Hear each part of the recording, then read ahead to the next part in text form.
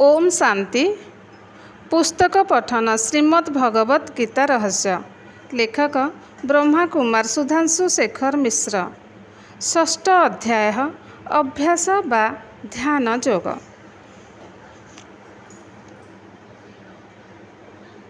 राजयोगर पद्धति अनुजाई सीधा और स्थिर होई बसी किपरि भावरे मन संयम अभ्यास करने को हेबो ताहा उपरोक्त 13-14 श्लोक कहुଯାଇଛି।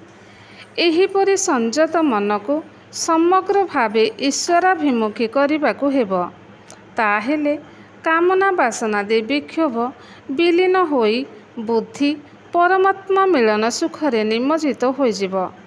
निर्वाणर अविचल शांति लाभ करिबा हेउछि एही योग साधनार लक्ष्य।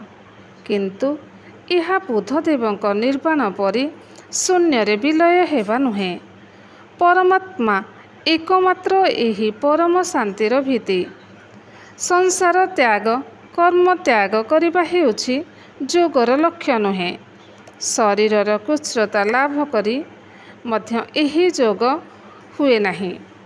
आहार विहार निद्रा कर्मादि परित्याग करिबा मध्य प्रकृत योग मार्ग नुहे।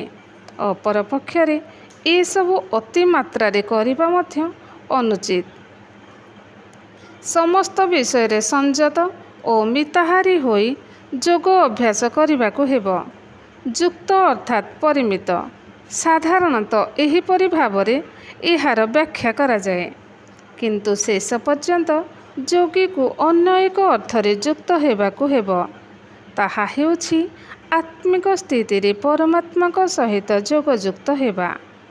गीतार अन्य सबु स्थान रे युक्त शब्द एही अर्थरे व्यवहृत होइछि। कौनसी निर्दिष्ट समय रे निर्जन रे बसी मन संयम अभ्यास करिबा प्राथमिक प्रयोजन।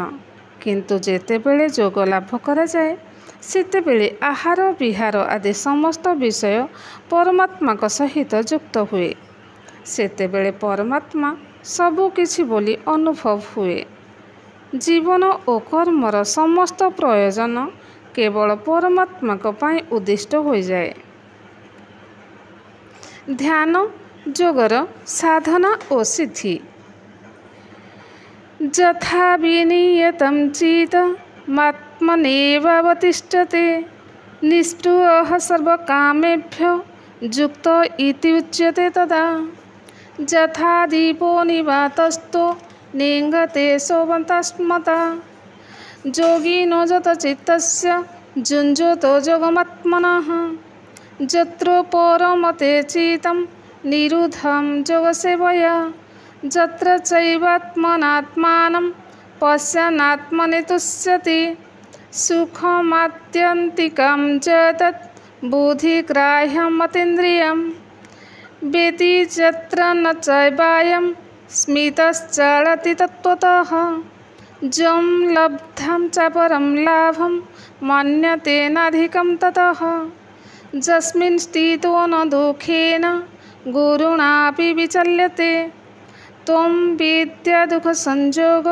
वियोगं योगसंज्ञितं स निश्चलेन योक्तव्यो योग अनिर्वञ्चितसा संकल्प प्रभवान् कामं स्तोतं सर्वानशेषतः मनसैवेन्द्रियं ग्रामं विनियम्य समन्ततः शनैः शनैरुपरमेत् बुद्ध्या धृतिगृहीतया आत्मसंस्थं मनः कृत्वा न किञ्चित् विचिन्तयेत् यतो यतो निश्चरति मनश्चञ्चलमस्थिरम् ततस्ततो नियम्येत दात्मनेव वशं नयेत्।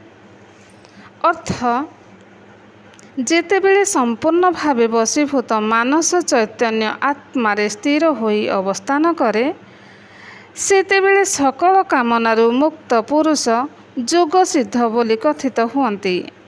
जेपरि वायु प्रवाह शून्य स्थान रे प्रदीपर शिक्षा विचलित नहीं हुए नहीं सेहीपरि आत्मा विषयक योग साधना रे रत संयत चित्त योगीर ताहा ही दृष्टांत जानिब। ଯେଉଁ ଅବସ୍ଥାରେ ଯୋଗାଭ୍ୟାସ ଦ୍ୱାରା ନିରୁଦ୍ଧ ଚିତ୍ତ ବାହ୍ୟ କ୍ରିୟାରୁ ବିରତ ହୁଏ ଏବଂ ଯେଉଁ ଅବସ୍ଥାରେ ଆତ୍ମା ଦ୍ୱାରା ଆତ୍ମାକୁ ଆତ୍ମାରେ ଦର୍ଶନ କରି ଜୀବ ତୃପ୍ତି ଲାଭ କରେ, ଏହି ଯୋଗୀ ବୁଦ୍ଧି ଦ୍ୱାରା ଗ୍ରହଣୀୟ ଇନ୍ଦ୍ରିୟ ବୋଧର ଅତୀତ ଅତ୍ୟନ୍ତ ଯେଉଁ ସୁଖ ତାହା ଅନୁଭବ କରେ। ଯେଉଁ ଅବସ୍ଥାରେ ଅବସ୍ଥିତ ହୋଇ ଆତ୍ମସ୍ୱରୂପରୁ ତତ୍ତ୍ୱତଃ ବିଚଳିତ ହୁଏ ନାହିଁ।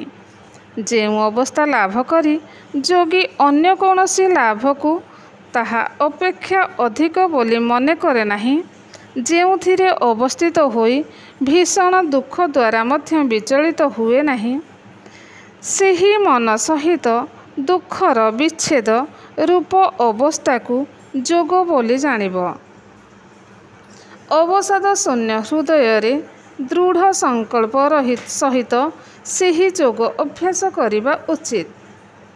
ସଂକଳ୍ପରୁ ଜାତ ସମସ୍ତ କାମନା ନିଃଶେଷ ରୂପେ ତ୍ୟାଗ କରି ମନ ଦ୍ୱାରା ହିଁ ଇନ୍ଦ୍ରିୟ ସମୂହକୁ ସବୁ ଦିଗରୁ ନିବୃତ୍ତ କରି ଦୃଢ଼ ଭାବରେ ଧୃତି ଗୃହୀତୟା ବୁଦ୍ଧି ଦ୍ୱାରା ଧୀରେ ଧୀରେ ମନର କ୍ରିୟାରୁ ବିରତ ହେବ।